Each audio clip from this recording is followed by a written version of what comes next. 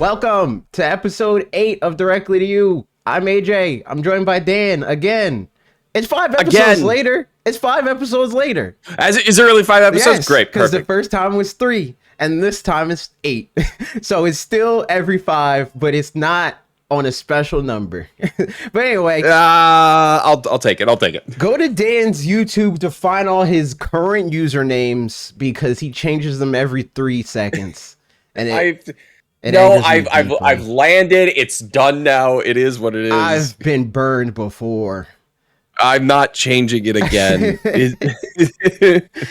But yeah, man, we're just here. We're talking. I want to talk about Donkey Kong Bananza. I've talked about Donkey Kong Bananza a lot, but I haven't talked about Donkey Kong Bananza in just the like, man, this game's good kind of way. I talked to Donkey Kong Bananza in the like very like scholarly, like I'm sitting there marinating on my thoughts and trying to like make it intellectual and whatnot. But I kind of just want to talk, just the stupid, dumb fun of it all. And with our base experience. How far in the game are you? Are you done with the base game? No, I've been going very, very slow. Okay. But let's see, I'm in Zebraland now. So like I'm still fairly early on. Yeah, you're like a little bit, I would say a little bit before midpoint. Yeah. Did you start with Zebra or because I did the forest one first. And then I did Zebra. I'm doing ice first. Okay. I think that for what it's worth, it feels like to me that's the way that the game wants you to do it in. But that's exactly why I didn't do it. Because I was like, nah, I think you're funneling me in this way, and you're giving me the choice to not do it, so I'm gonna not. And I didn't. But yeah, no. Did you? So I made a video this week. Sunday, so that makes it weird. I made a video talking about how I think Donkey Kong Bananza is really good because it makes being grindy just fun. And a lot of I'm getting any level of pushback that I'm getting on the video is people arguing the semantics of like whether or not Donkey Kong Bananza is a grindy game. And I'm like, it's like objectively a grindy game because the point of the game is to get a number. It's like you get a number of gold, you get a number of banana, you get a number of fossil, like you're grinding for a number. But whether or not that is like, it's fun to do that so it doesn't feel grindy, but it is.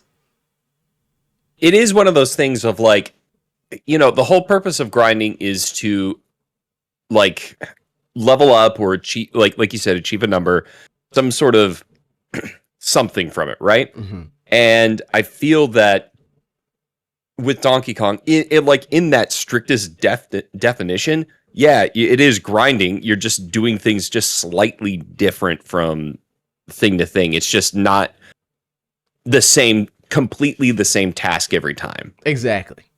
So my question is, how are you approaching the game, and like what are you doing? Are you like going through the game and being like, I need every banana on this sub level because the game tells you like there's this many bananas on this sub level and they're itemized and ordered. So is that something that you're doing, or are you like? Why do you think it's been taking me so long to get to the bottom? That's what I'm asking. That's why I asked, because I know, because that's the thing. It's like, if they didn't want you to do that, I don't think they give you that list. Especially coming from Nintendo. I don't think that they're I don't think they say there's 55 bananas on this sub level. They don't do that. But I feel like they want you to. And I'll say I haven't been playing it like that. I started when I first started playing the game, because I'm still trying to like balance how I stream games versus how I prioritize playing them for videos and all that other kind of stuff. So what I initially was going to do is I was like, I'm only going to progress on stream. Off stream, I want to just collect banandium gems and like complete each sub level. But as I was playing through like going through the week, I'm like, well, I can't really talk about the game in the way that I want to in a video if I don't finish the game. So I flipped on that and I was like, well, I gotta finish it. I gotta finish the game. And I didn't like. I still don't want to rush it, so I didn't do that. I still played it how I would naturally play it. I just played it more than I initially planned to when I came up with that internal rule. Right. I mean, that was the reason why it has been taking so long for me is like, I played it on stream for a bit. And then I was like, I think I did like 2-3 hours of it. I was like, okay, cool. And now I will continue on stream, but for now, like I won't touch it until my next stream.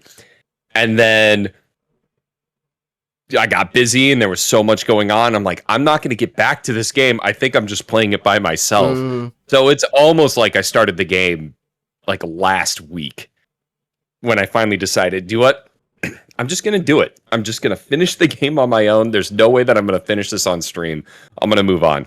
And that was definitely like a shift for me because I was like, okay, if I'm playing it by myself, I am not jumping to the next sub level until I have every fossil, every banana, every item, and then I will go. Yeah. Now it was kind of like I did not approach it like that at all. Even before I made the shift, I'm still kind of not doing that. Even in the post game, where it's like kind of pushing you towards doing that. But there is things that I didn't want to do on stream because I thought it would just be boring to watch. Like what I wanted to do is I just wanted to break stuff. It just felt good to break stuff, so I just wanted to break stuff. Yeah. And I'm like, this isn't fun to watch. I'm not going to do that. I'm not going to spend the 2 hours that I want to spend just breaking things and seeing what the game will let me do and not do. But then once I started playing it all stream, I allowed myself to do that more. And I thought that before I finished the game that would eventually become boring, but I'm still finding myself doing that. And that's what, like, that just reinforces how I initially felt, because it's like doing it makes it easier to do the things that the game ultimately wants from you. Like if it can get every bit from the player that it asks for, it wants you to get as much gold as possible to buy all the clothes and buy all the Banandium gems and find all the fossils and do all those things, right? If you just want to break stuff, that's great. But if you get to a point in the game and that's not something that you feel like doing, that's when I feel like you bump up against a wall. Because like even with how I've been playing it and just, you know, my desire is to break things, right? I came up to a certain point in the playthrough where the game does say, no, you need this. You can't move forward without this thing. So then you have to go back, and if you weren't already like hoarding it or like breaking stuff enough to just so happen to have the thing, you have to backtrack and do that. But for me, normally that would be a thing for me that would be like, this game is worse than I thought it was, or it just outright sucks. But because it was like, oh, it gave me an excuse to do a thing that I want to do, it was like, okay, I'm cool with this. I'm fine with this. Like it's different than like being in Pokemon and getting to Elite Four, and in some games the level jumps by 15 randomly, and it's like, oh, I have to grind, and it's not fun running around in grass and just pressing your strongest move and grinding in that way. But in Donkey Kong, it's like, all right, go break more stuff. Go outside and play. You know, like. Yeah, I mean, you know, I think you can make a bit of a comparison to it since it is from the Odyssey team. Yeah. The difference between collecting fossils and Bananium gems versus collecting moons and the purple coins of Odyssey, where Odyssey felt like getting everything felt like a task. It was just like, I have to do this, I have to do this. Where's this? I'm wasting my time, blah, blah, blah. This is really streamlined where you can find maps to get you where you need to be. You have your clap radar so you can figure out where things are really quickly, and then you just break your way to it. Like there's so many bananas that I'm just like, I see you, but there's a wall between us and I don't want that wall to be there anymore. Exactly. Have you gotten to a moment where, because like I do this a decent amount in games like this. Sometimes I won't do it because I talk about this in the video, but sometimes I won't do it and I'll do it right when I see it. Because I feel like the game's going to make it annoying to do it later, if not just wall you off completely from doing the thing. But in Donkey Kong Bananza, it's like there'll be times where I'll see like, oh, there's one of those like challenge like gem thing, like those diamonds that you punch in the world, and it's like, I don't feel like doing what it's asking of me right now. I will come back, maybe, you know. And then it's like it's easy to find it again, because you like the way that you can funnel down the map and like pick the specific thing that you're looking for and like all that kind of stuff. Whereas other games like Tears of the Kingdom is the example I used in the video. You can like yourself be like, oh, I don't feel like doing this Korok seed, so I'm gonna put a Korok stamp here. but the game doesn't give you the tool to say, I just want to see the Korok snaps. So you have to like physically or like visually sift through all the visual feedback on the screen to say, oh, okay, that's what I need to go get. Whereas, yeah, I mean, that's always been a thing too. Is like I see challenge rooms and all that sort of stuff, and it happened to me multiple times when I was streaming, where I was just like, I see the challenge room, I kind of just want to make sure that I'm getting to the next spot, and then I will go back and do this. I never had trouble going back and finding that stuff. Right. I think the map is actually really well done. Yeah. As far as like a way for you to look at every angle and then see where, maps point you to and all that sort of stuff. I think it works really well. And digging underground, they did a really good job with the camera, allowing you to kind of like see in the world and see like where you are, like where you're oriented in the world and stuff. And it's weird because it's like I don't know about you, but I made a complete 180 on the camera because so my first impression of the camera was before I played it because I wasn't looking at footage. Everything that I saw from the game was from the direct stuff. It was from the reveal and the initial Donkey Kong Direct. But I saw Fried Biscuits playing it, and he streamed me he rated me when he finished his stream, and I asked him when I was like literally turning the game on, I was like, so what are your thoughts? And he said, I think the game is like a 9.8 out of 10. My only problem is the camera. So after he brought that up, I was like, oh, okay. So that was in the back of my mind, and I'm playing it, and I dig down, and I'm like, oh, I get it. The camera is bad, right? That was my initial takeaway. But later in playing the game, I'm like, no, I think this camera's decent. It's not perfect, because I think the problem that a lot of people are bumping up against is the camera is a little too slow. Like the camera ultimately gets to where it needs to be most of the time, but it doesn't do it immediately. So there's moments where you'll be like, it's those claustrophobic moments of like, I'm digging too fast for the camera and it's not keeping up with me. But more often than not, I feel like the camera does a surprisingly good job at like letting you know where you're at and what's around you and allowing you to gauge what you need to do to get to the thing that you want to get to.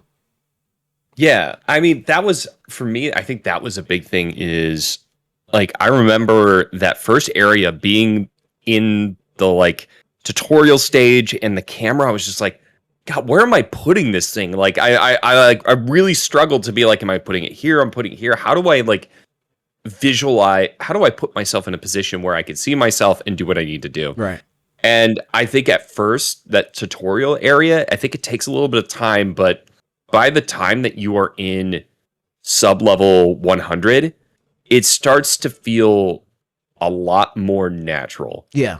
And I think it just, the claustrophobia is going to be, no matter what you do, any sort of digging game, if you're not in first-person mode or a first-person game, it's going to be really, really tricky. And I think the camera does a good job of when it is in just pure rock or whatever, it allows you to see everything around you so you know where to position yourself. It's actually, the programming and, what they did to make that work is actually kind of impressive when you think about it, because it doesn't just block you off. Yeah. That's something that comes to mind for me a lot with this game. It's like this game, and I've said it so many times, like just playing it by myself in my room on handheld mode, I'll be like, this game is brilliant. And it's crazy to feel like that about a game that it's Donkey Kong. Like they made this like just dumb fun game. And it's like they did it in a way, it's so smart. Like it's such a smart game.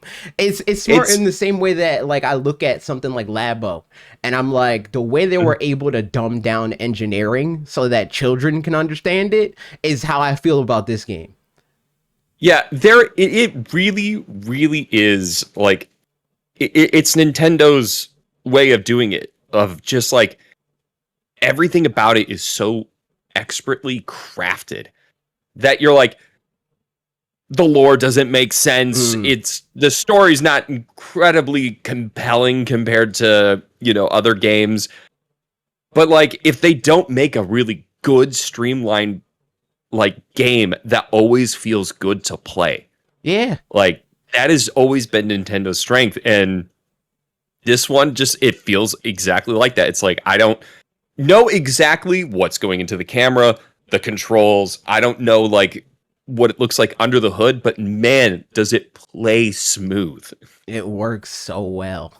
And there's a lot of, and I'm curious what you think about this. I'm sure we've talked about this on some level before, because you're big story guy. You're like into film and like all that kind of stuff. And we both went to school for media. So right. I'm curious to know what you think. A debate that has sprung up in my comment section of the Donkey Kong Bananza video is the beginning of the video. I say I think grinding is unfun, and at the end of the video, I say I think more games, if not, I might even said all, should focus more on being fun. I think that every game should at least try to be fun. And I don't mean like in the cerebral kind of way, because I think a lot of people, went down that rabbit hole of like, well, some people like grinding. Some people, there's fighting games and people like that. And, that whole thing. And it's like, I get that. I understand that there will always be the antithesis of anything. There will always be the person that's like, yeah, but like, what if it wasn't like that, And I think that niche deserves to be filled to some degree.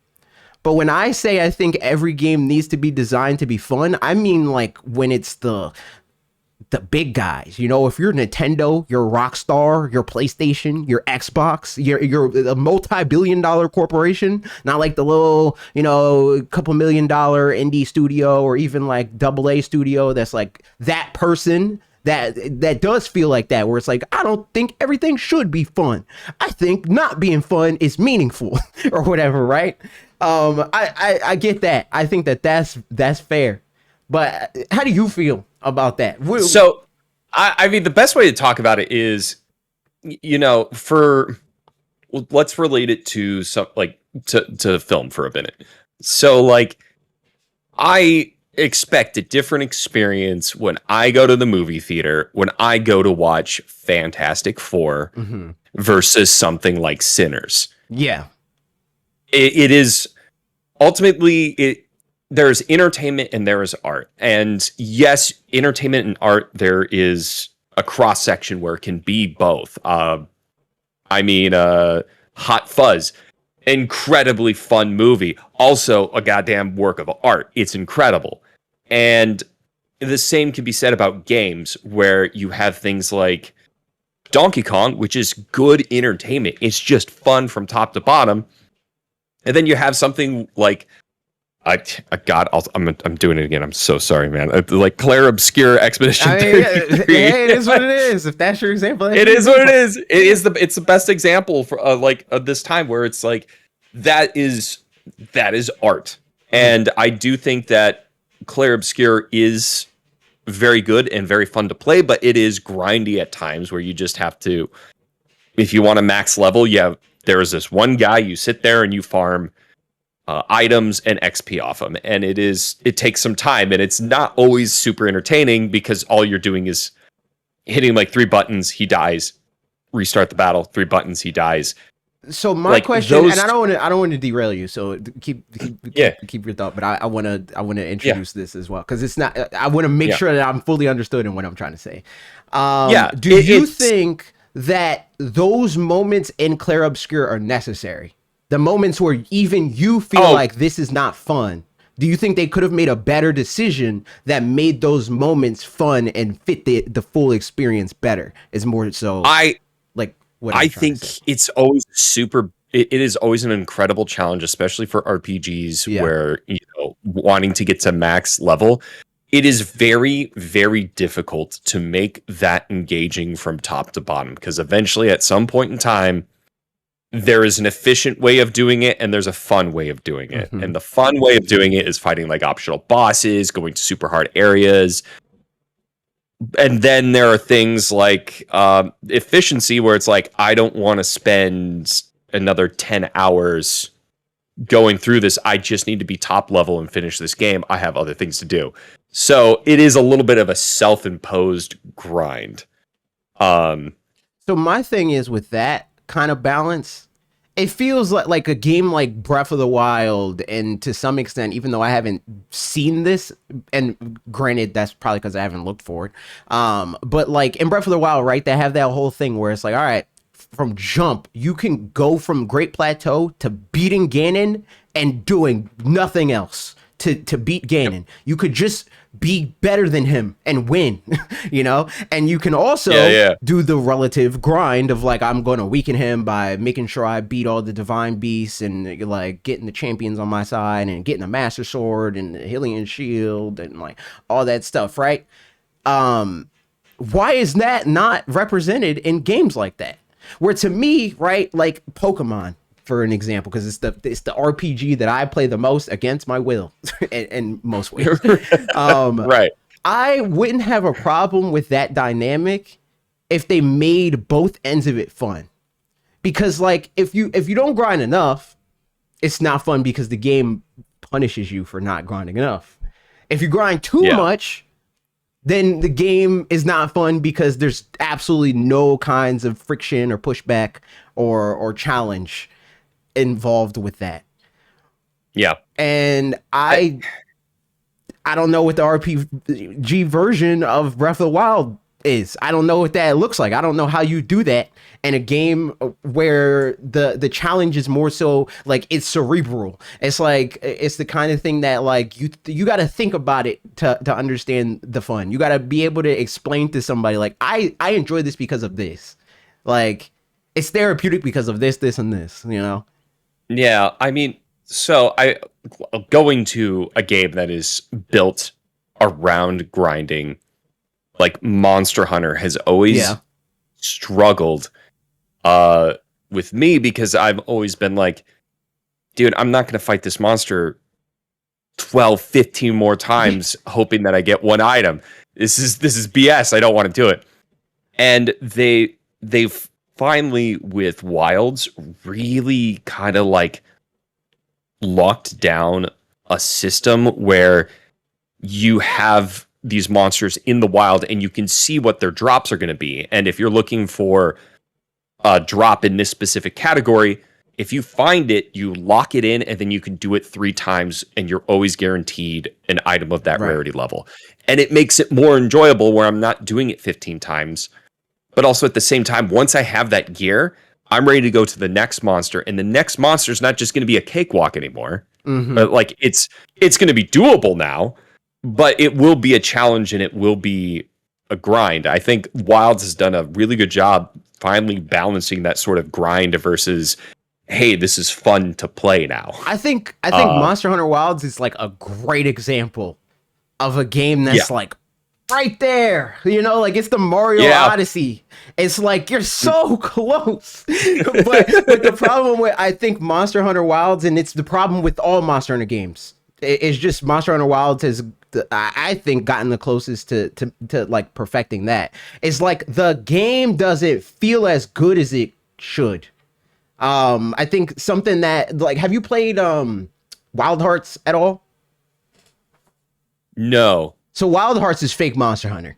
But the thing about Wild is so like it looks way worse than Monster Hunter. It's like it's not nearly as optimized on a technical level and all other kind of stuff. But mechanically, it feels so much better. Like just the like game feel aspects of it. Like it does a way better job at giving the player feedback. When you hit something, it feels like you hit something. It's whereas like Monster Hunter, again, they've gotten better at this over the years. But Monster Hunter, it's like bullet spongy. It's like you slash away at the thing, and after a certain amount of slashes, the monster gets to a phase of like fatigue or like it's in pain in a certain area, or you might see scratches and stuff like that. But like your actual hits don't feel like they have weight behind them.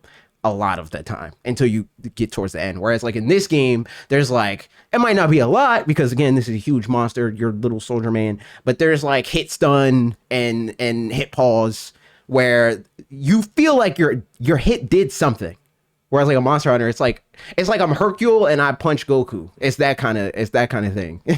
Well, I mean, in defense of Wilds here, I think they did a really good thing with developing the wound system. Yeah. Where if you're smacking something a bunch in one single spot, a wound opens up, and then you're able to, like, you're rewarded with a really cool move. Right. Being a dual blade Beyblade and just zipping across a back of a monster once you hit a wound is incredibly satisfying. Absolutely. And yeah. And that's kind of the one. Keep on. Yeah. Yeah. And to that point, it's like Monster Hunter is not. The combat is not intuitive. Yeah. It is meant for when you pick it up, you might know like basic attacks, but you won't actually fully understand how to truly utilize your weapon and feel like you're doing something until much later in the game when you become more proficient as a player. It's a fighting game. And it's yeah, and it's like one of those things of like I kind of wish that it would hit. I wish some of the weapons felt just a little bit more fluid. Yeah. Right away, rather than like when I'm trying to figure out what weapon I want to try next, and it's clunky every time I start. It's like this is clunky. I don't know what I'm doing, and then eventually it'll click. Yeah. And then I'll know what I'm doing. It is a very difficult game to like get the hang of. I think, when you first jump in. But I think that's a lot of it. And to touch on the wound thing, that's why I think that Wilds is the Odyssey. It's like you're so close, you're right there. It's so close. It's so close. You're right there.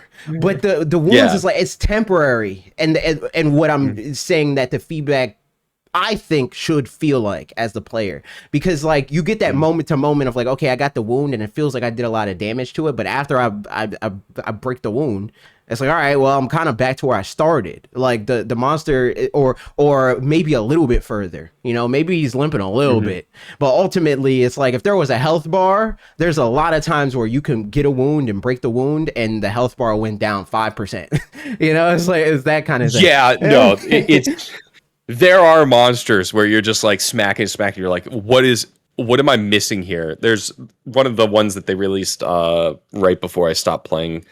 Was like the Dragon Jesus character or like monster, and that one you smack. You're like, why does it feel like I'm hitting this forever? Until you realize you need to be shattering its pieces and revealing its true phase before it actually like feels like you're moving through the phases. So you can't just sit there and poke at the feet. It doesn't do anything. Right. I agree. Yeah, I think it's very close, and I can see. And here's the other part of it, right? Like to me, I think that there's like gamers have the instinct of like thinking, I like this game, right? I like Monster Hunter. That's not me talking in third person or anything like that. I do like Monster Hunter. Yeah. But I think a lot of people have the instinct of like when I say Monster Hunter isn't where it needs to be in terms of design, in the way that I think Bonanza is where it needs to be in terms of design, that I'm saying that Monster Hunter is bad and that what they enjoy about the game can't exist. And I'm more so saying I think that like what's there is good, but there's things that can be improved to make it feel better. Because like if people looked at Donkey Kong 64 and was like, well, there's things I like about Donkey Kong 64, that game's fine, just keep making that, we wouldn't have had Donkey Kong Bonanza. Because Donkey Kong Bonanza ultimately is the product of them looking back at like, why didn't that game work? And it's because there's too many collectibles. They feel meaningless. It's not seamless to get those collectibles. There's too much stuff going on that doesn't contribute to the core of the game.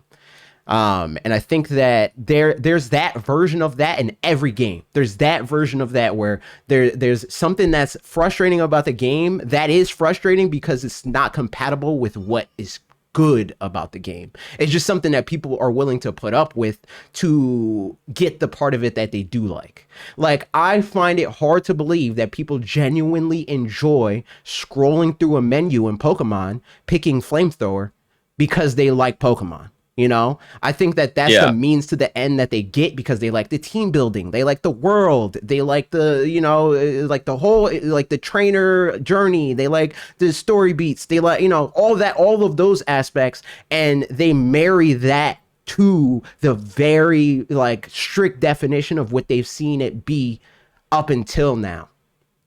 Yeah, I mean, it's important to remember that anything that's put out there, especially when it comes to games, entertainment, art, all that sort of stuff, it's like it's open to criticism. Right. It doesn't necessarily mean that you don't like it. If you don't like it, you can say that and then have your criticism. But you could also say, "I love it," but it could be good. I wish I would have done. Exactly. Yeah, it could. There, and I mean, the people working on the game, they have that same thought process too. I'm sure some of them, after like a month after release, are going to pick up the game and go, "Oh God, we should have done this or we should have done that." I mean, I do it every time I'm done with an edit. I look back, I'm like, I should have done that. I should have done that. Like, it's just part of the process. And it should be, especially if you are making a franchise. If that's not your thought process, it shouldn't be a franchise, because you can't like meaningfully build on something if the reason why you're building on it isn't that you thought that the last time could have been better. You know? Yeah. And that I just feel like this is the first time in this franchise, Donkey Kong, that I felt like I don't know. I don't know what they do next. Maybe like what they do next is like kind of what Tears of the Kingdom did, where they're like, all right, how do we improve on this? Let's bring back some of the things that we stripped away and try to like bring them to what this game's world is. You know, like, okay, Diddy Kong's not in this game. What is Diddy Kong and Donkey Kong Bonanza? You know, like how does he control in that? Why would he, like, how do we make him matter? You know, and like Rambi is in the game at some point. But the other animal buddies, how do we get escargot into like, you know, that kind of stuff? How do we get those guys to work in this world? Like, maybe that's the answer. But I mean, personally, that's just what I like doing the most about games. It's like, I like playing the game. I like talking about the game that exists. I like thinking about the decisions that they made to come to the game that exists. But I also like thinking about like where it might have fell short and how they could have did better or how they can do better next time. And I don't know, maybe that rubs some people the wrong way, but I don't know what to tell you. I mean, here's the thing: is like this is exactly where you want to have the franchise landing. Is you want to be at a point where you're going like, I don't know what they do next after this, because while that's kind of scary if you're making the game, you're like, okay, I don't know where we go from here. But as like a fan or someone that enjoys that, if you're going, I don't know where they go from here, that just means they're going to do something even more like, I don't want to say more epic, but like they're going to try something new and innovative to the franchise. And it might turn out great or it might be bad. But the fact is that if it does build off of what it just did and it's good, it's only going to be way better than what you just played. Yeah. Agreed. Yeah. Agreed. So, having not finished the game, I imagine you can't fold. I'm interested to what do you think? Where do you think the game is going? And let's talk spoilers from the perspective of somebody that doesn't know the spoilers. Dude, I don't know. It's a Mario game. We're gonna get to the bottom, and then we're gonna beat up the big bad guy, and then Pauline's gonna go off and start New Donk City, and Donkey Kong will get jealous of Mario and steal Pauline and go, hey, what the hell, man?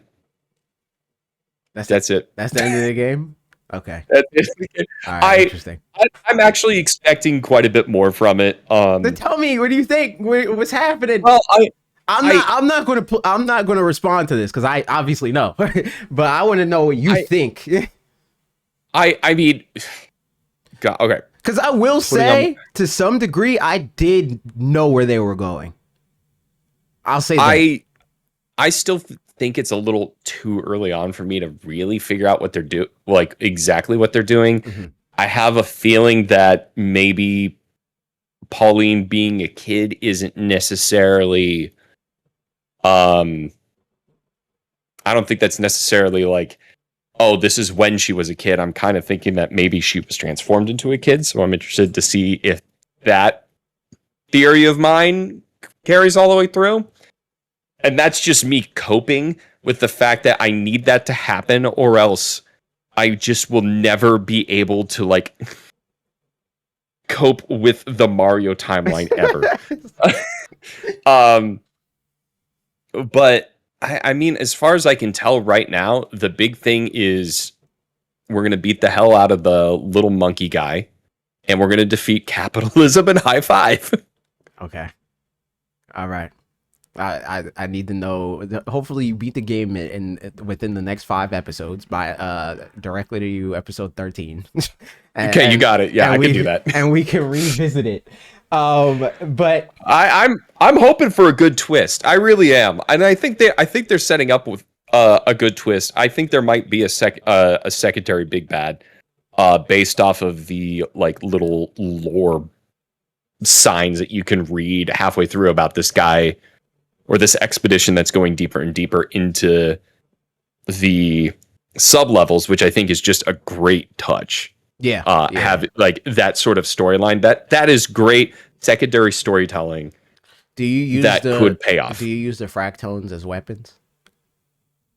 Do I use the lore as weapons? No. Do you use the fractones, the enemies? Oh, the people, the not enemies. The right. To be 100% honest, I didn't know I could rip them. You can rip apart and use them. Yeah, you can rip pieces of them off and use them as weapons and surf on them. And I constantly feel terrible every time I accidentally punch one and they go out of existence for a minute. I'm like, I saw that you could do that, and that, like, I think I punched one by accident, and I was like, I wonder if I could. It was, it was a Breath of the Wild moment of like, oh, I can do that. Yeah. I wonder if I can do this. And then I grabbed it, and I was like, oh, and I was like, okay, can I search? Oh, I could do that too. And it was like that whole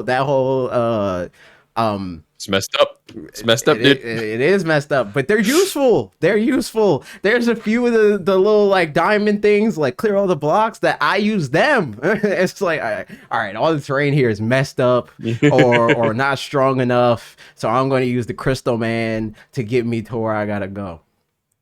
I will say, I think they're like, having just gone through the first level where they introduced the getaways. God, they're super generous with the amount that they throw in there. They could have cut way back on the amount of getaways for you. Yeah. I think so. I think that in the sense of like the healing aspect of it, they're too generous. Mm-hmm. But in terms of like traversing the world, needed. Fair.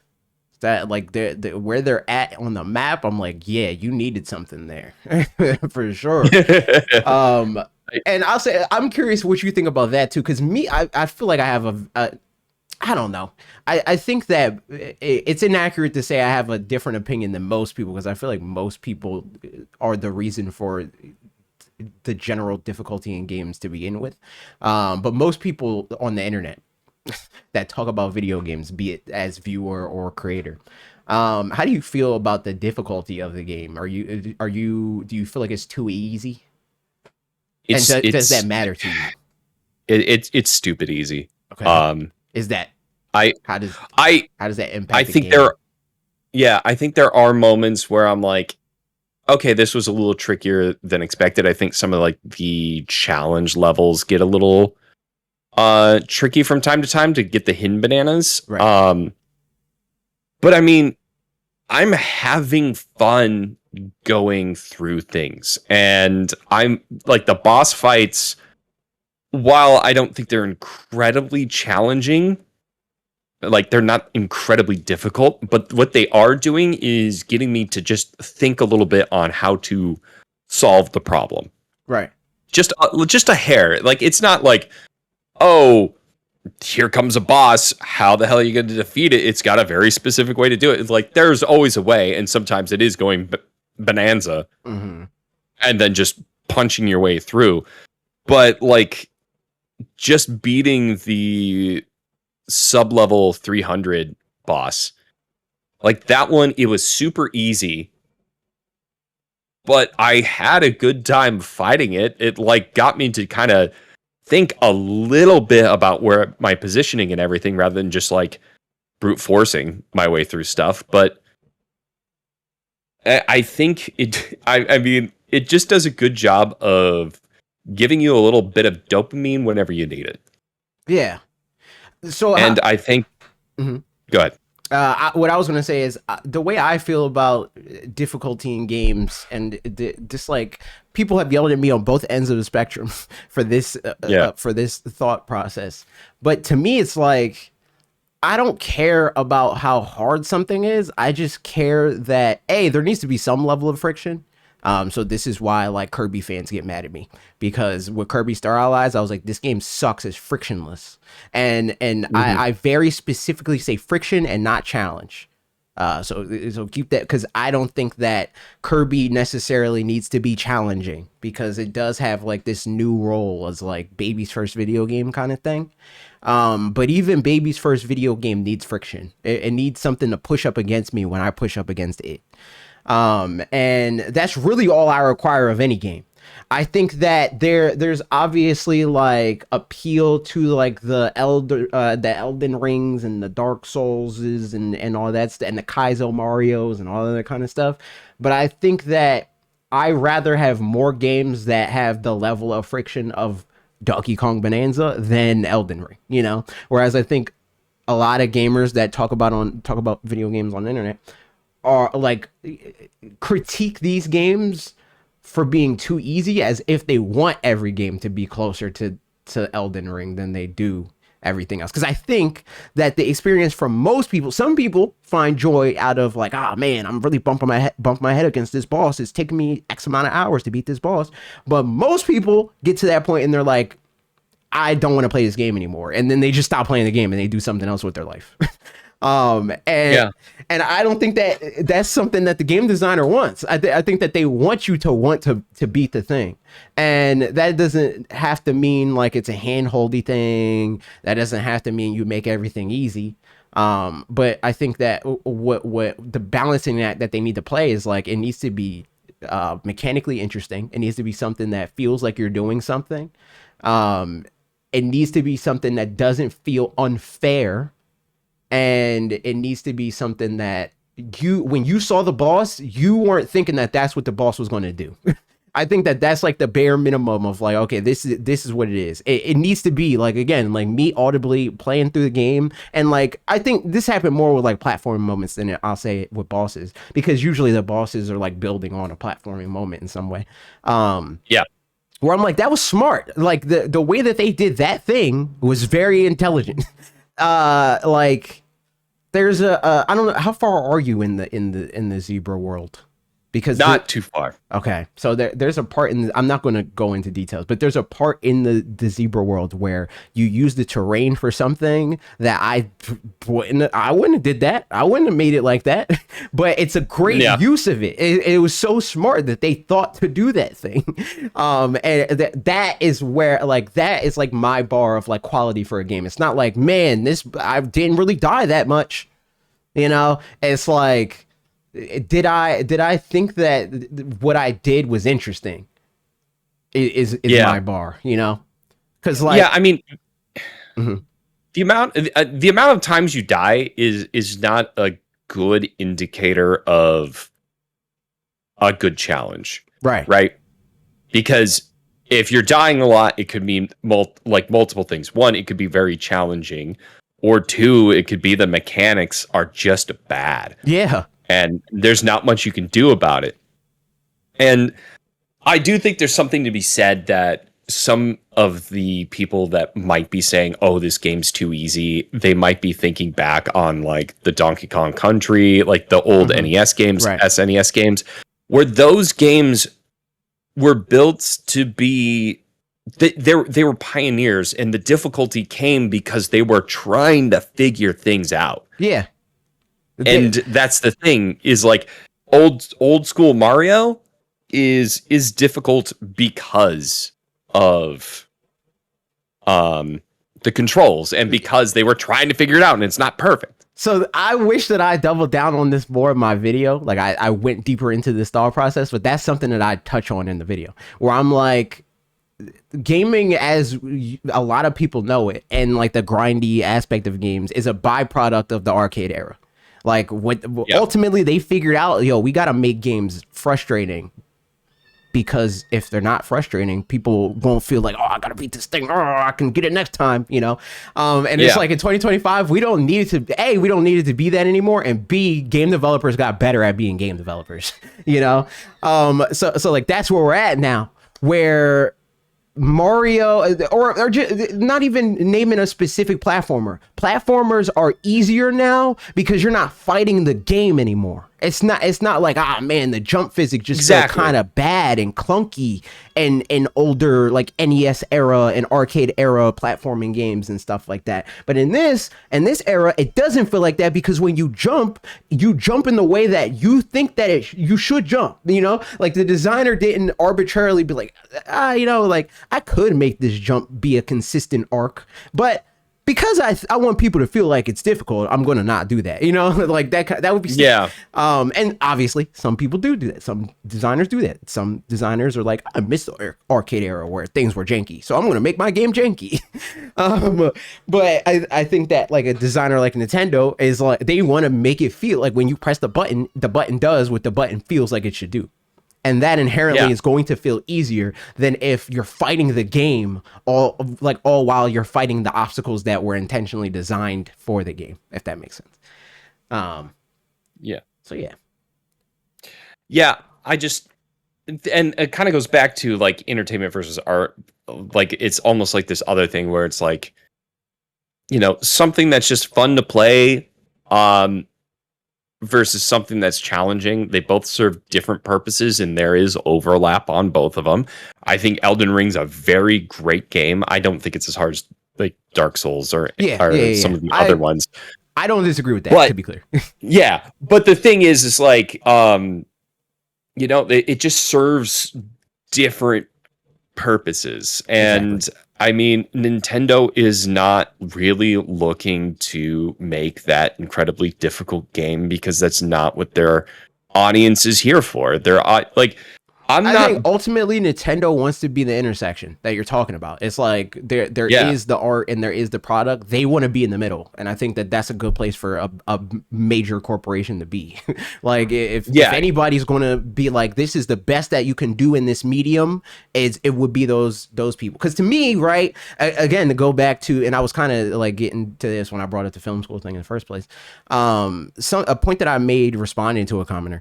I was saying, like, if you're just going to make a game that is like hard for the sake of being hard or grindy for the sake of being grindy, and you don't think about how you make that thing fun, like you just stop short of like, I like the idea of making this annoying for whatever reason, whether that be a narrative reason or whatever, right? I feel like you're misusing the medium in the same way that I think if a movie would just tell its story through text, that would be the movie misusing its medium. Like, yeah, you can make a narrative story-based video game where you just press X sometimes, and that can exist, but I think that it's a misuse of the medium. And I don't think that there's many games that do fully use the medium well, because like even Nintendo, as we've talked about, does not do the story part very well. They just focus on the interactive side of it. They don't take interactivity and make story using interactivity.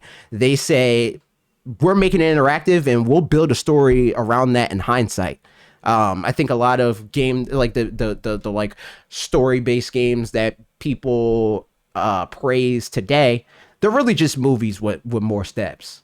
Like even the better examples, they're movies with more steps.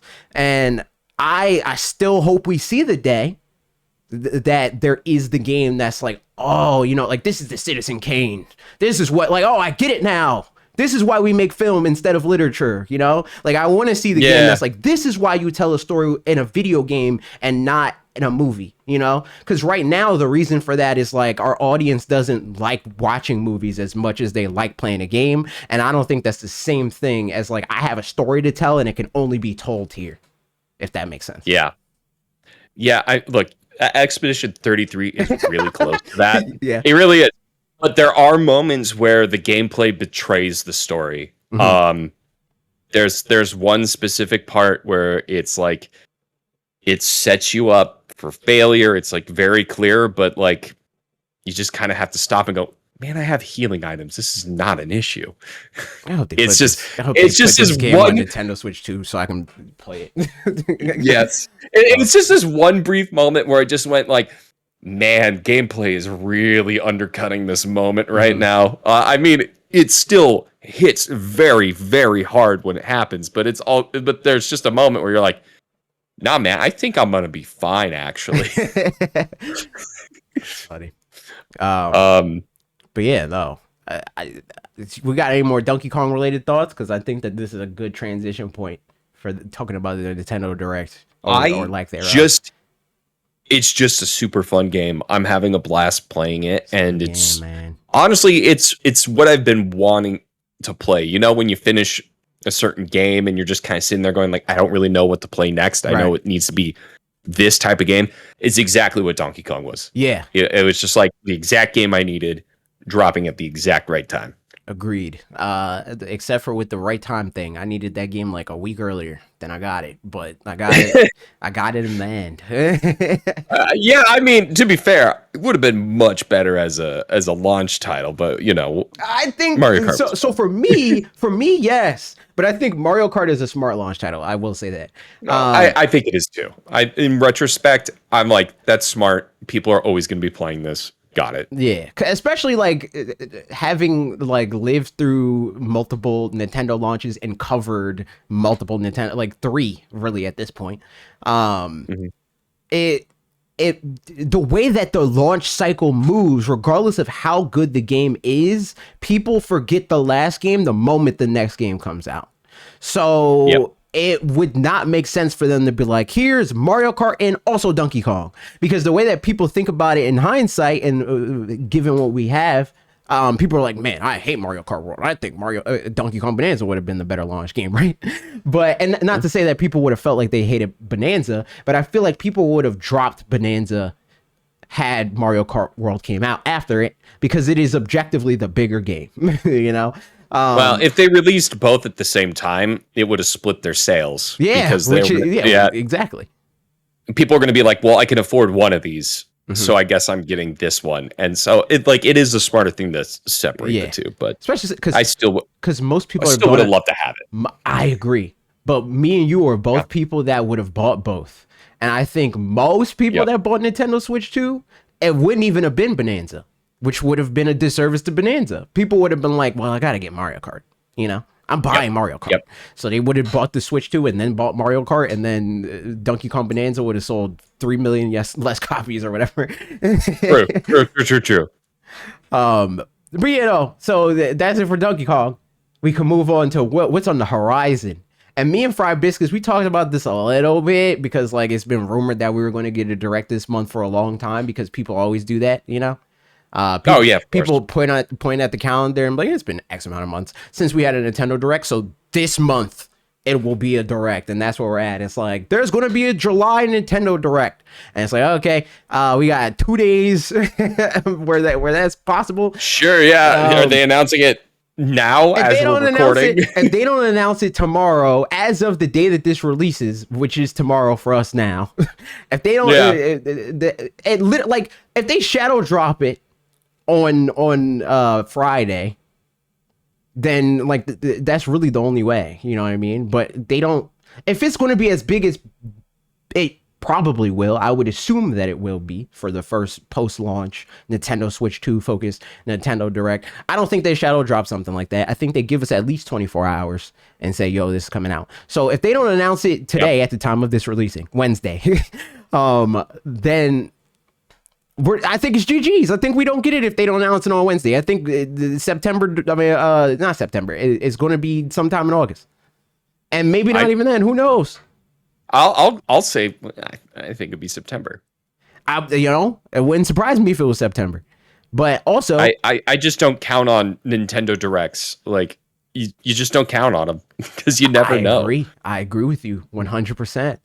I agree. I think that people try to set their clock to it because like they see trends, and I think that that's the worst way to think about Nintendo.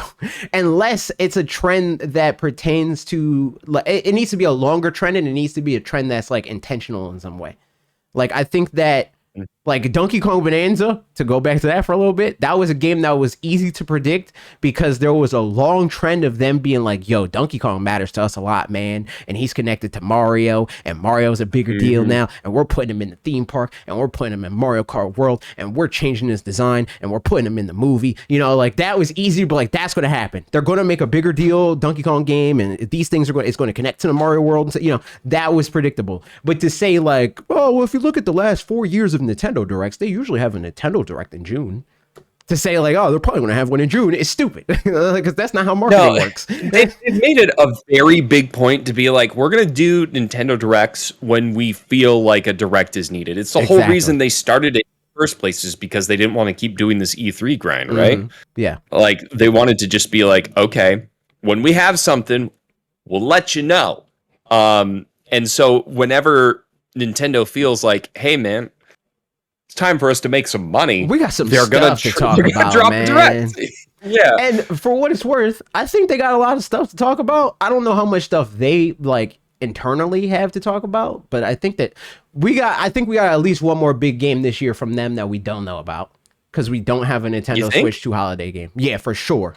I think for sure, if I were to bet money on anything, I think that we're going to learn about one more Nintendo Switch 2 game that is coming out this year, and it's going to be their holiday game. We don't know when Metroid is. Right now, their biggest game in terms of like sales and stuff like that is going to be Pokemon Legends EA. And that is their current like holiday game in quotes, but that comes out in October, and that's a Switch 1 game. I think that their holiday video game, their November video game, is going to be Nintendo Switch 2 only, and it's something we don't know about yet. Yeah, no, I can get on board with that. I don't Prime. Yeah, Metroid Prime 4 doesn't have a release date yet. Yeah, it doesn't have a release date yet, but more importantly, I don't think Metroid Prime or Metroid Dread really kind of showed that the franchise has legs and does very well. But I still don't think Nintendo is confident enough to make that their holiday game. Yeah, because Metroid Dread still sold like a Metroid game. You know, like it did well. You know, it sold like close to 3 million. But close to 3 million for their holiday game? I don't think so. I think they're looking for a game that's going to sell like 10 million in year one. You know, like I think that's what they're looking for something like that. And I feel like, and I've been saying this, I think it's probably going to be a Mario game.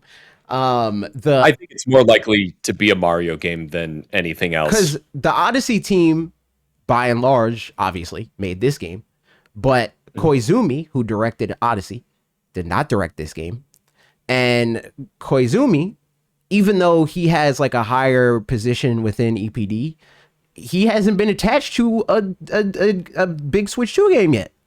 And he's been around at these preview events and stuff like that. So I'm like, yo, like, yeah, I don't know, man. Things are lining up. I think that we might get a Mario game. It's the 40th anniversary. They haven't really been talking about that. They haven't even. And I think that if we weren't going to get a Mario game, right? If it wasn't a Mario game, it's easy for them to be like, yeah, it's the 40th anniversary of Mario. Here's Mario Kart World. That's cool, right? Mario Kart World. But they didn't do that. They didn't even mention that as Mario's anniversary for Mario Kart World. And usually when they talk about all their Mario related things, it is in September because that's Mario's birthday. So you mean, I'm just saying, I'm just saying. And here's the thing: is I will say that I think it's a far reach to think that it might be Zelda. I think Zelda needs a lot more time to cook. Yeah. Like if they announced it like tomorrow, right? Mm-hmm. They suddenly go like, yeah, here's the direct, and they announce a Zelda. No way that they mention it and it's ready to go. Yeah, no shot.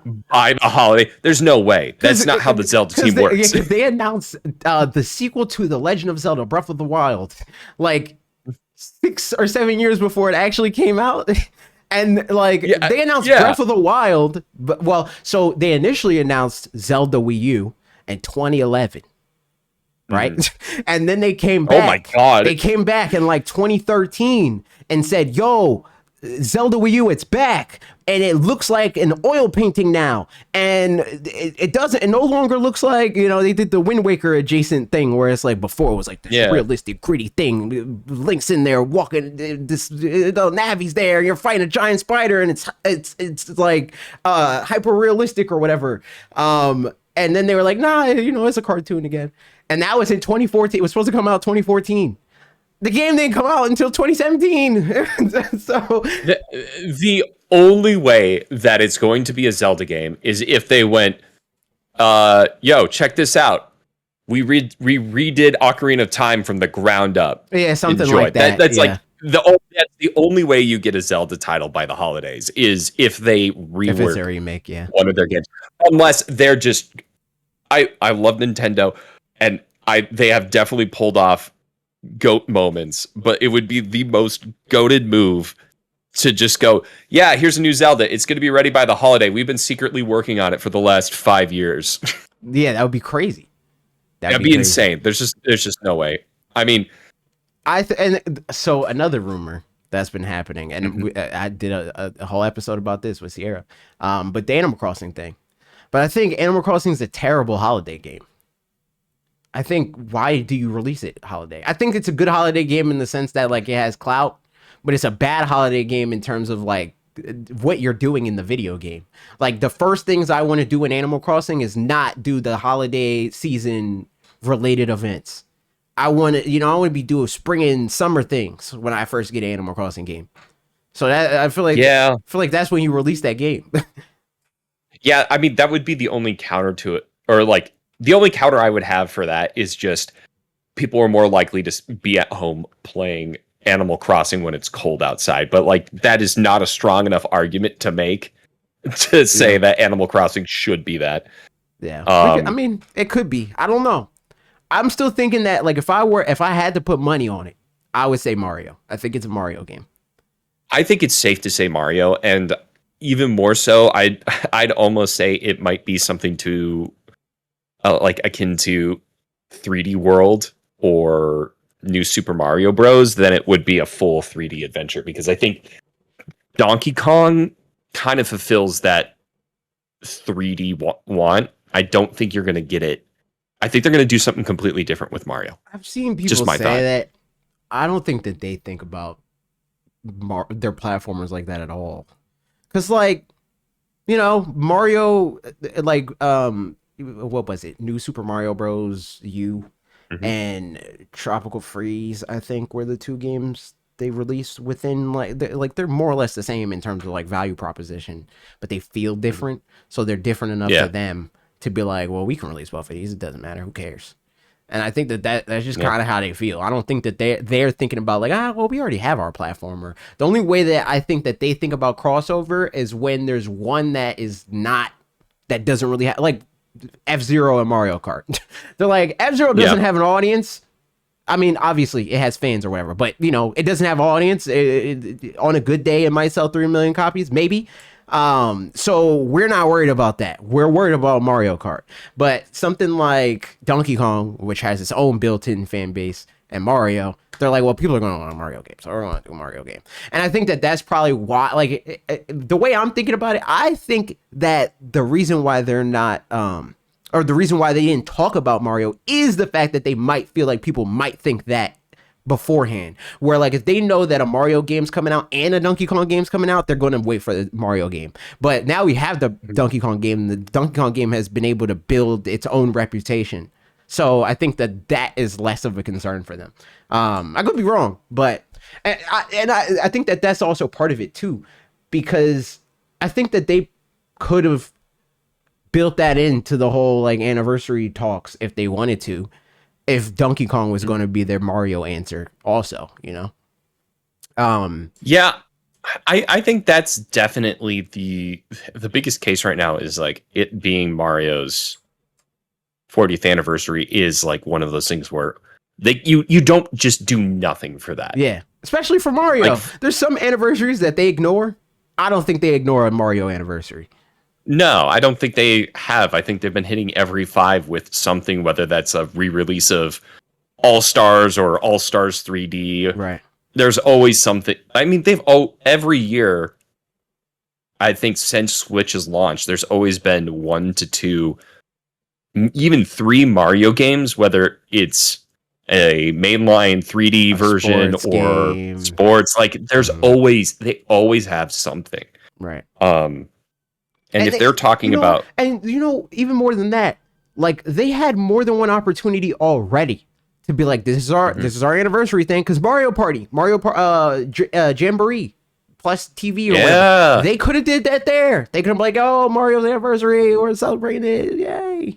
But they still haven't even mentioned it. So the more you bring this up, the wilder it gets. This might actually be like a hell of a good Mario game they're about to drop. I'm just saying, man. And I do want to bring up Purple Moose in the chat.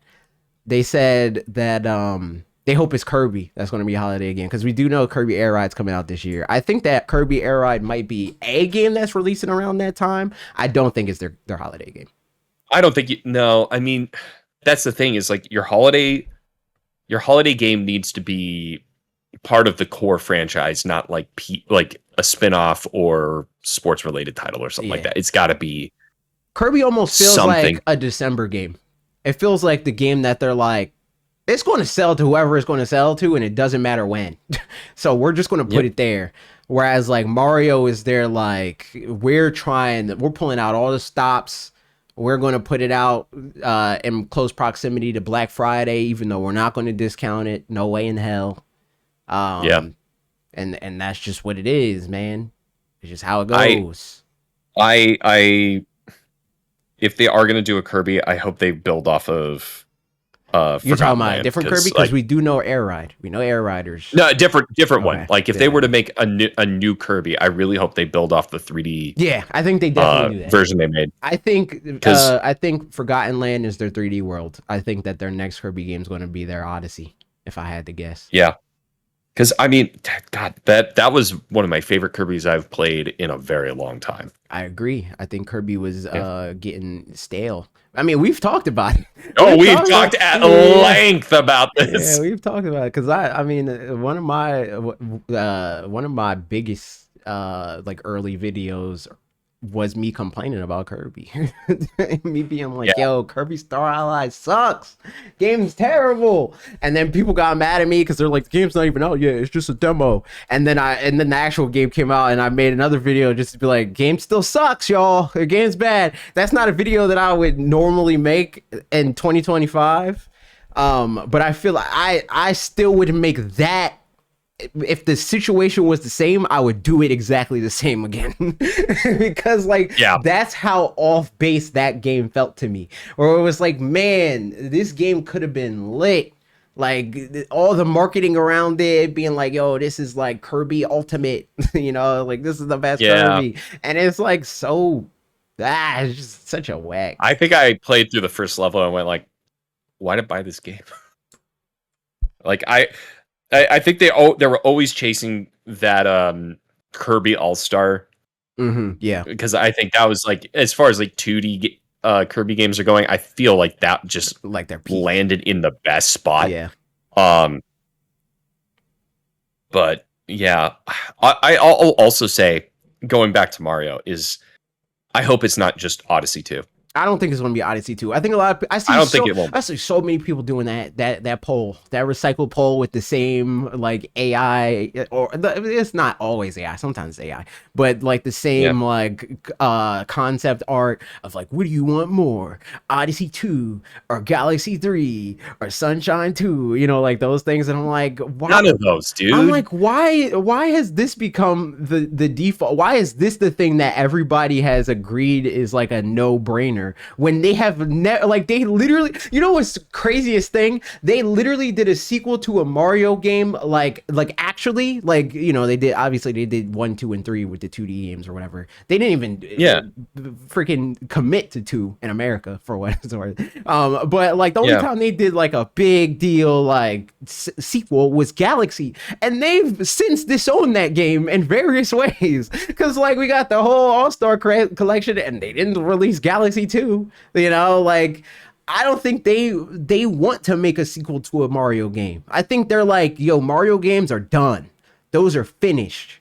Like we're not even putting DLC out for that game. That's a finished product. Thank you very much. Well, Goodbye. You know, like yeah, and I think the thing with Galaxy 2 was like, and that's if we were going to see an Odyssey 2, it would have been on the Switch 1. yeah, And it would have been maybe 2 years after Odyssey released. right. If any longer than that, they're cooking up something different because that's what Nintendo does. Like, if they want to turn around something and give it a number, they will, and it'll be quick. Mhm. If it is a new console generation, they're not going to drop Odyssey 2. They're not Or they doing it. shouldn't. Yeah. I would say they shouldn't. I don't think do they it. will. I don't think they will. I don't think they will. That's but another you bet that never know. I would be willing to make, is they're not making an Odyssey 2. I think Yeah. that so, and I think that they already gave it away that where their heads at, because they did Bowser's Fury, and that was like first look at like open world Mario kind of video game. I think that's what we get. I think we get open world Mario. Yeah. Yeah, I can see it building off of that.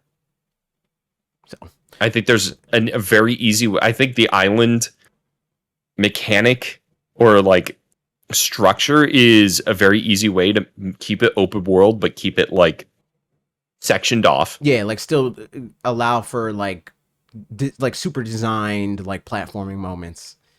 Yeah, well, and you can tell with Odyssey is like they really did want to do something really big and open world. But like they still wanted to maintain that sort of original formula Right. of go to place, do the place. So I'm hoping to see like if they embrace the full open world, I think it's very possible to do within Mario. And they're like if Donkey Kong's taught us anything, Nintendo's 100% capable of allowing you to approach problems in any way that you feel is right. You can brute force it. You can do whatever like small puzzle they may have adapted for you, or you can get really clever and just build what you need with sand or something. Exactly. So, And I mean, they've spoken to it themselves, right? Because like to me, and this, I don't know. Like to me, I think that it's a cop out at this point to like make games in that kind of way, where it's like hyper designed like levels, and that's the only way that you could beat it is our intended way. Like the player, I think a lot of times falls back on thinking that it's easier to make and play a game like Breath of the Wild because you can find your own solution. But from a design perspective, it's infinitely harder to make a game that's open-ended like that, because it's so easy to like make a game that's open-ended feel like there was no, like you didn't do anything, right? But Breath of the Wild doesn't feel like that. It feels like a bigger accomplishment when I'm like, oh, the game wanted me to do this, and I said, no, F you, I'm going this way, you know?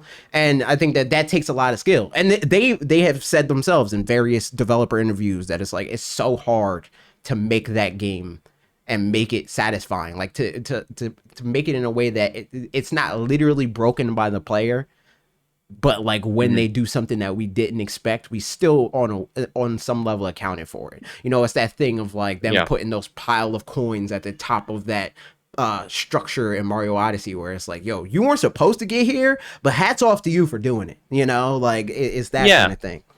I think that I'll even say it goes a step further with Tears of the Kingdom, where yeah. suddenly now you're crafting stuff, and I actually have a video written, unreleased. I think I even recorded the audio talking about how Tears of the Kingdom teaches you to, like, hey man, break our game. Yeah. Like we'll have it intended like, hey, if you did this, this is what you're gonna do. But you want to know something? If you want to just like put a rocket on your shield and go for it. have fun. Yeah, do it. Go nuts.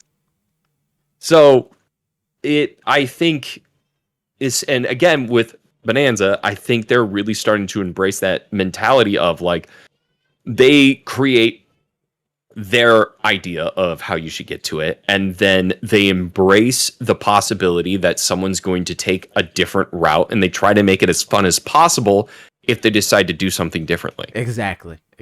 And I love that. And that's another thing that I want every game to do. And I think that gamers on the internet specifically, and like I don't mean I don't mean this to everybody literally, but the people that I encounter on the internet have a tendency to be like, because people get mad about that kind of thing. But they have a tendency to be like, when I say do this in every game, not every game needs to be Donkey Kong Bonanza. And it's like, all right, brother, do I really got to spell it out for you that much? Where I'm like, I want every game to be designed from the same mindset, where when they make a game like that, they want those things, they want to check out those boxes where it's like, it feels like this, and you approach the game how you want, and it's still satisfying to do it your way or our way, that whole thing.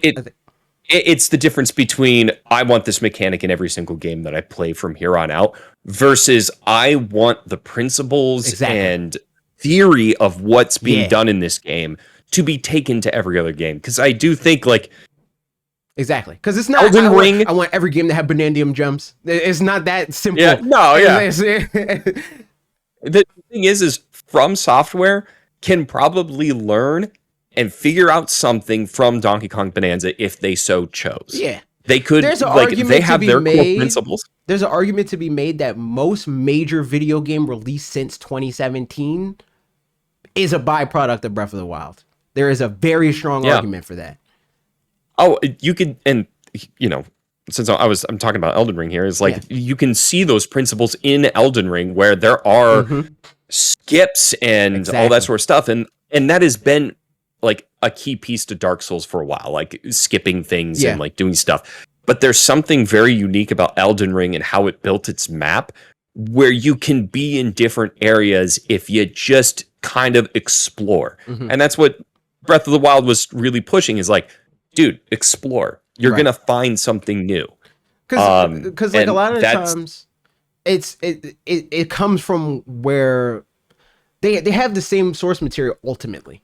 Because like Elden Ring is a byproduct of Zelda, whether people want to admit it or not. And I don't mean Breath of the Wild. I'm talking about Zelda, like the original, The Legend of Zelda. That game. They're both looking back at the original Zelda and saying, what made that good, and how do we adapt that to now?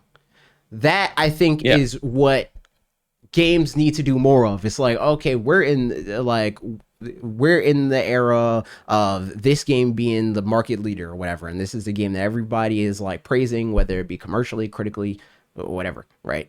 Why? and how do we get some of that? How do we do that for our genre, our franchise? So on and so forth. And that's how you look at you make a game based off of like what the world did, because ultimately that's what Breath of the Wild did. They made Zelda like they were making Zelda for the NES, but it's now. That's what they did. They didn't say, how do we make a Legend of Zelda sequel? And by that I mean like franchise. How do we make the follow up to Skyward Sword, in the sense that Skyward Sword was the follow up to Twilight Princess, in the sense that, you know, like all of those games try to build off each other in some very like minute way. Oh, people didn't like the art style in that one, so let's change that. Oh, well, we didn't really like the art style in that, so let's change this. It's like, no, what does this game need to be now, given what like gamer sensibilities, the technology that we have, the lessons that we've learned from every game we've ever made. You know, it's that kind of thing. Nintendo has started to approach every game they make post Switch like it's the first time they've ever made it. Whenever it's like a big franchise, they're like, yo, this is our franchise, these are the characters, these are the themes. What does that mean on Nintendo Switch or Nintendo Switch 2 now? Yeah. And they've essentially, with that Breath of the Wild mindset, you know, that's how we got obviously Breath of the Wild. That's how Kirby got revamped. That's why Donkey Kong Bananza is the way it is now. Odyssey, Pokemon is inching along. It's trying its best. It's trying its best. You know, it's just, it is reflecting kind of what gamers want. And I think one thing that's just kind of in general a theme that's running throughout our society right now is like freedom is something that is very important, that always kind of feels, I'm trying not to get political here, but it is, we've already done this, but it is important to point out. A members episode. We don't got time for that. No. But I do think it's one of these things where a lot of people feel like their freedoms are at jeopardy right now. And so you're going to see that reflected in the games that we're going to be playing, is where we have a lot more, like, you're given freedom, and the games that really like stand out are going to be the ones that allow you to really tackle problems like you want to. Exactly. It's going to be a great year if people wanted to get into, oh my God, I always forget the name of the genre the moment I need to call upon it. God damn it. What's the game? God. I'm gonna say it wrong too. This is a reflection on my brain not working, not a reflection on my ignorance. Deus Ex? Deus Ex? Deus Ex? Deus Ex, thank you. Deus Ex, like that sort of sim where you can tackle any problem, however the fuck you want. You did. You said it. You said the word. I did. That was my one. Yeah, that was my one. That one. You know, we could still be PG-13.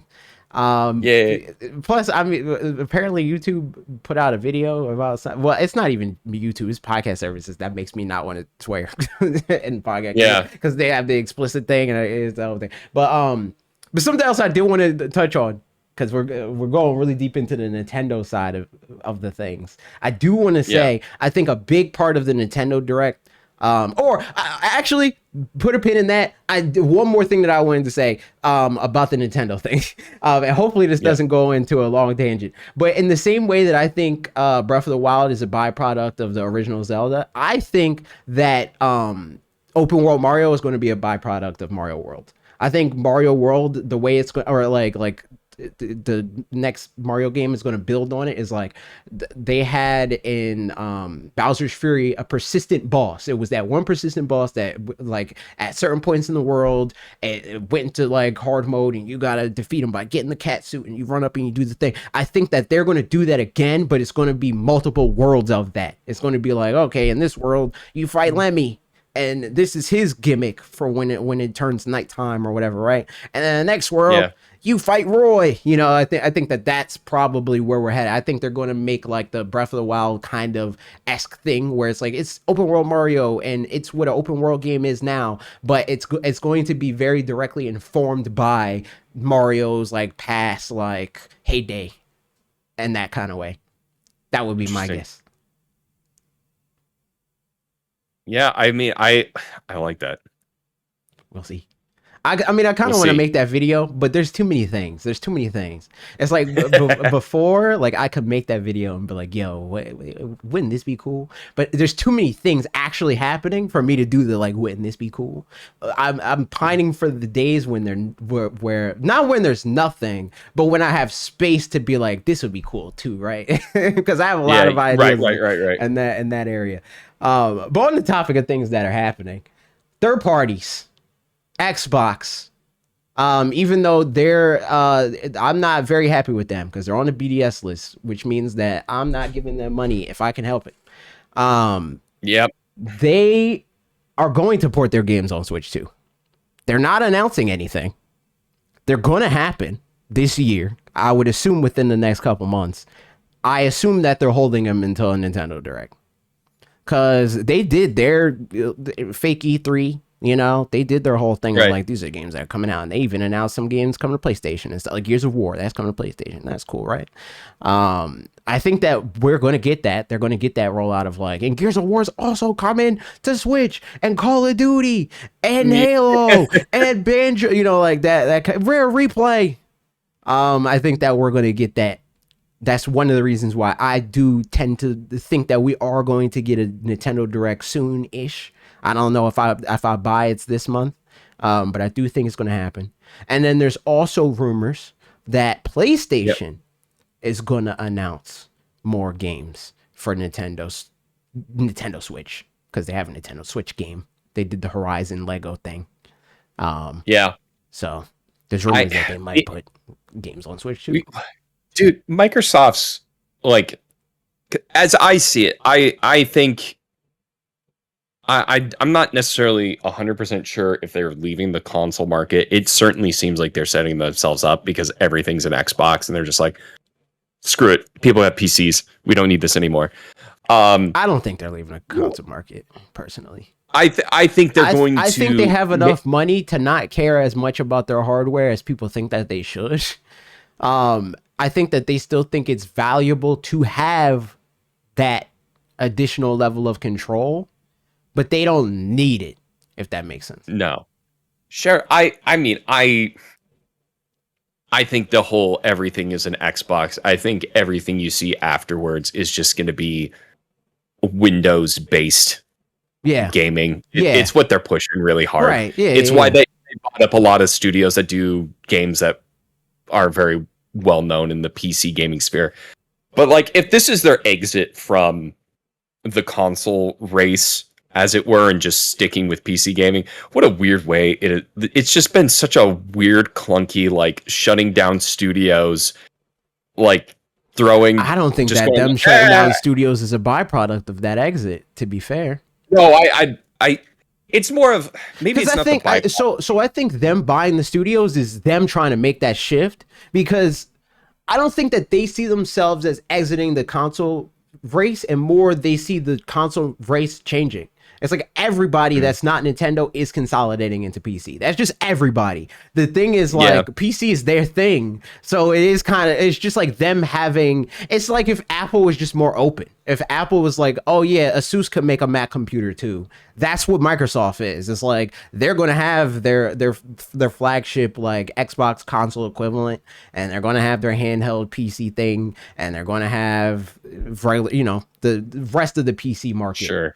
But I don't see them like entirely being like, we're not manufacturing consoles anymore. I still think that consoles are going to be a part of their push.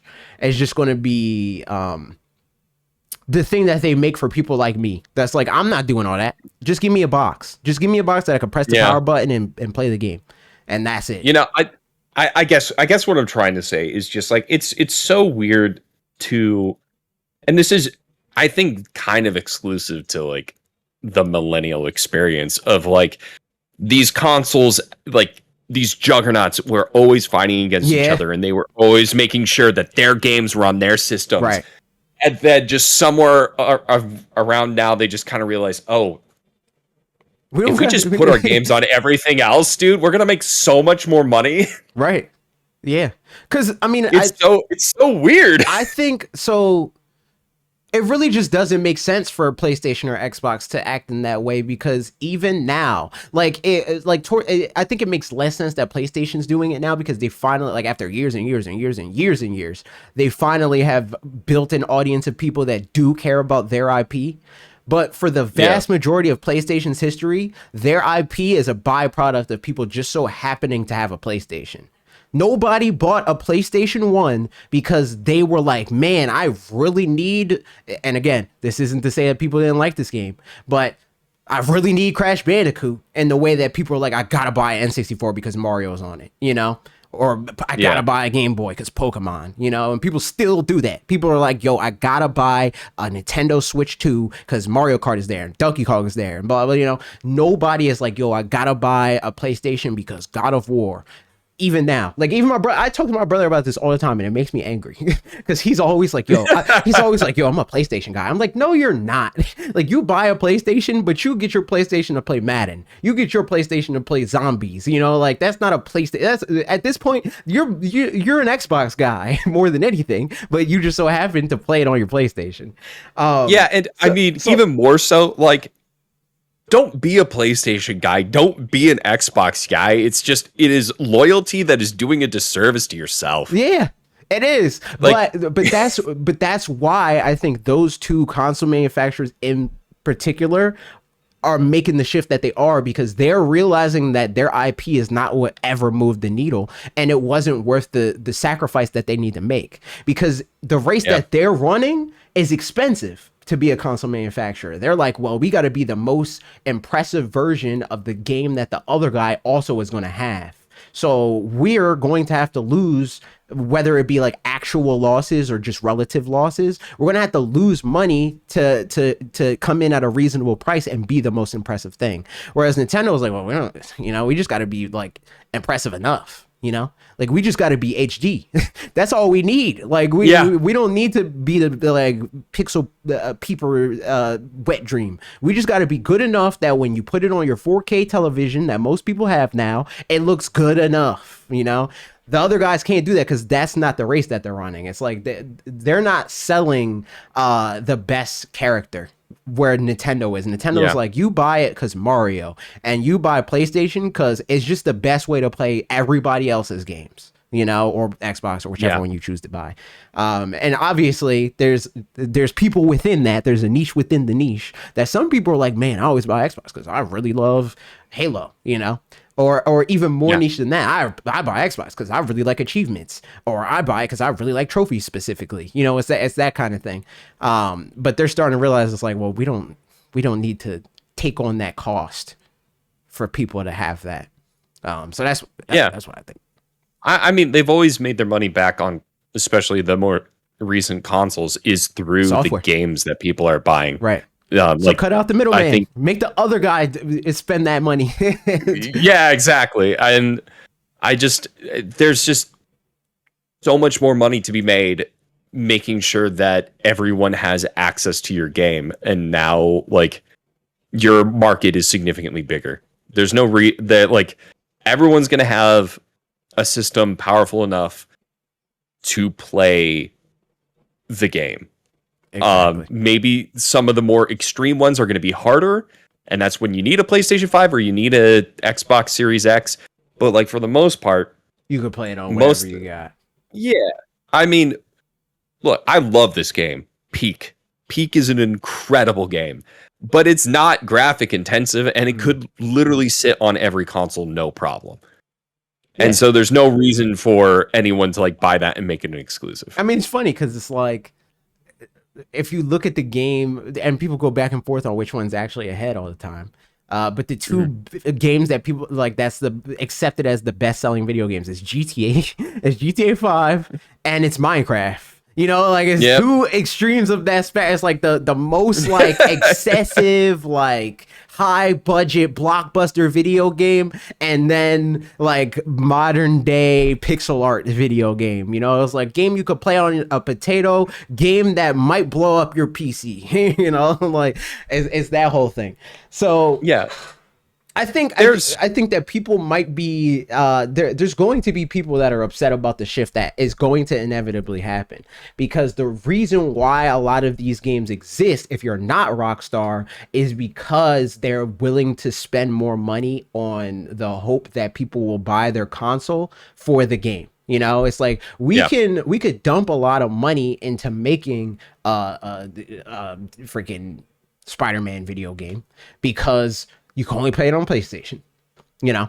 But if you don't have that, there's less incentive to be like, well, this is the most visually impressive game and you can only play it here. It's just like, all right, the game is the game is the game and it looks like what it looks like. But we don't need to spend as much money on making it as technically impressive because it could be played on anything, and it actually behooves us to make it less technologically advanced because then more people can play it on their thing. Yeah, I mean, I remember like right around the time that we were going from PlayStation 2, like the PlayStation 2 to PS3, you know, and looking at the type of graphics, and I remember going like, oh my god, it's looking more and more human the further we're going. The detail's insane. Everybody always, and then I hate people saying that because it's always a lie. But people always like, real.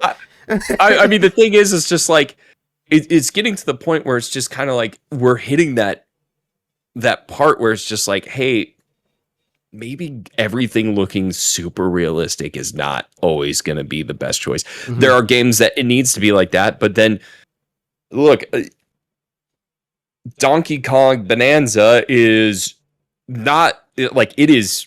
I think for a Nintendo game, very graphically impressive, especially with how it handles a lot of the destruction of the terrain and everything. Right. But like, it's not gonna look like Death Stranding 2. Yeah, right. And but I at the same time, like I'm just like, Bonanza's great game, good game. Like yet the graphics don't matter as much anymore. It is truly at this point aesthetics and the presentation. Yeah, because that matters a lot more. We don't have any more jumps. The last jump is only if they can make VR not make people feel sick, and it needs to be an impulse buy. That's the last jump that we have. The last we need the full dive. Like I plug into my thing, I lay down my bed, and I'm in the game. That's left. That's all that's left. Yeah, but I mean that's kind of what I mean by VR. Like, because like even that, like even if it is that like that level of fidelity where it's like, man, it's Ready Player One or whatever, right? People aren't spending the $10,000 that's going to cost. That needs to be something that like it needs to be the cost of a controller. I need to be able to buy a controller. Like, man, my VR headset broke. Oh well, I got $60. I got $80. I got $90. Maybe even $100. But the $500 that it costs now to buy a decent VR rig is like not worth it. Most people are not spending that. So no, I mean that's the only way we're going to make that next. Like have another, because we had the Mario 64 moment where it's like, oh, that's crazy. I was just playing Mario World and now it's 3D, And then we had the HD moment. Oh my god, that's nuts. And then we have 4K and that's a little bit more like, it's cool too. And the last time it's like, oh my god, is it VR? Yeah, I mean, I know like 8K is around the corner. It is just inevitably something that's going to come up. But I need people to understand, just from someone that works in digital video all the time, 8K, you're at that point in time, you're barely going to notice. Yeah, you're not going to notice any of it. It's just going to be, wow, it looks crisper if I'm standing right next to the screen and looking at the pixels individually. Like it's not truly going to matter once you get to 8K. That's just, your screen would have to be massive for you to really enjoy. I don't think most people even notice 4K. I think 2K is probably the peak. That's like where it's like, all right, man, all right, fair enough. But 4K, I think is beyond what most people are going to be able to look at. If I showed them 2K, 1080p, and 4K, they're not going to look at 4K and be like, this is definitely the best one. No, unless your TV is like 55 plus, does 4K matter? Yeah. Like if you got a little like 35-inch or even 40 or something like that, 2K is totally fine. Mhm. Especially if you're at a normal distance. I mean, my monitor is 2K. I don't really need 4K. I just don't like. I can see I literally get have everything I need. I have a 5K monitor right here, and I have a 2K monitor right here, and both of them are within arm's reach. You know, they're like, I could tell the difference a little bit. You know, this one's a little bit better, but at the same time, it's like that's also like color science and like all that kind of stuff. Like this is just, you know, the Apple screen is better than the, you know, but like as far as resolution, like it's not. At this point in time, the resolution doesn't matter. It really does. What matters is the color on the thing, and that's such a hard thing to measure. You don't just go like, oh yeah, you can't just say it's got 3 billion colors on it. There's not like, its saturation is set at 700 lumen watts. That's the thing. Like what most people, and I think what most people are going to look at when they see TVs, and it's happening with the Switch 2 screen even, is like if it's brighter and there's more colors in the screen, people are going to think it's better. It doesn't matter about resolution. It doesn't even matter about frame rate. It doesn't matter about refresh rate. People don't care about that. It's bigger screen, brighter screen, more colorful screen, it's better. People are saying that the OLED screen is better. I mean, is not as good as the Switch 2 screen. And the Switch 2 screen, as far as like refresh rate and all this stuff, there's like ghosting and all that other nonsense. Nobody cares because they look at it, it's like it's bigger and it's brighter, and you know, like, and that's all they want. Yeah, I mean that's truly, if you're buying a new TV or like looking at a new console or anything like that, you just want to make sure that the colors look good and vivid without looking oversaturated, and like then you're pretty much set. Yeah, and like even then you could sit there and you can tweak any like monitor to look good what enough. you need it to be. Right. Yeah, it's just, this is a big long-winded thing to say, like at this point in time the graphics aren't really what's holding us back anymore. There's so much more. Yeah, I think we're good. I don't think that there's anything. I mean, there was like the Ubisoft is teasing, talking about putting Assassin's Creed on Switch 2. Okay. Persona 3 Reload. They're teasing that's probably gonna happen. But that's like another one. There's like a lot of different games that's like, man, there's a rumor of this, and it's like, yeah, because like, duh, of course that game is gonna come to Switch 2. I'm still pulling for Marvel Rivals, but apparently they didn't get a dev kit yet. That's the last update. They didn't I think Rivals could definitely run on that thing. It can absolutely run. Absolutely. It works on Steam Deck barely, but Switch 2 is, for one, it's not optimized for Steam Deck, so that's one thing. But also it's more capable hardware. So and I mean, if I can use mouse mode, that's what I want. That's the other thing I wanted to talk about. We got to talk about this. Sure. Mario Paint. Oh hell yeah, dude! Yeah, I'm so excited. I saw it. Yes, I literally. So I saw because I was streaming. I got off stream and I saw you retweet the thing, and I didn't watch the video. I was like, wait, is mouse mode a thing? And it had it in the video. I was like, mouse mode works. That's crazy. Yeah. Oh my God, it's amazing. I don't remember how to get to the fly swatting game. That's all I want to do. I didn't know that is the first thing I'm going to. I'm immediately going to swat some gnats. I need to do it. And I'm kind of like, I want to stream it, but like I'm also at this mindset of like, what am I gonna do? Yeah, what do I do? Do the Nat game for 2 hours, or make really crap? I mean, I could do the music, but it's gonna be really bad. That's what I was gonna say. You do the music. It's just seeing that show up was such a delight, and like that's the thing that Nintendo has a huge advantage of, is they can just be like, hey, you remember that thing that you really liked? I'm like, yeah. It's like, here it is. And it's an instant win. And like everything is fine again. And I forget about the other terrible things that that forced everything. Yeah. Well, like not that I think Nintendo has done anything too egregious. I do think like the pricing is a little rough, but like at the same time, it's like byproduct of the world that we're in. Yeah, it's that's just how it's going to be for everywhere eventually. But like, man, it is one of those things where I just suddenly forget those issues and just go, oh hell yeah, Yeah, I'm man. about to paint. Yeah, man. I'm waiting for the first video because like they could have did it before, obviously, but I think it's more accessible now. I think that somebody's going to be like, I animated a short in Mario Paint. I did the score in Mario Paint, and I did the animation in Mario Paint, and here it is. I think that we're going to see that within the next year because of this. You want to know something? Check back with us in 5 episodes, and we'll found one for you. Yeah, man. There's no way that there isn't some animated. Yeah, somebody's thing doing by the it, end of man. this. Yeah, Somebody's gonna do it. I need to play the Nat game. That's all I want. I've been wanting more mouse mode things to do. I like mouse mode, but there's just not enough games that do it. And I don't want to play Fortnite.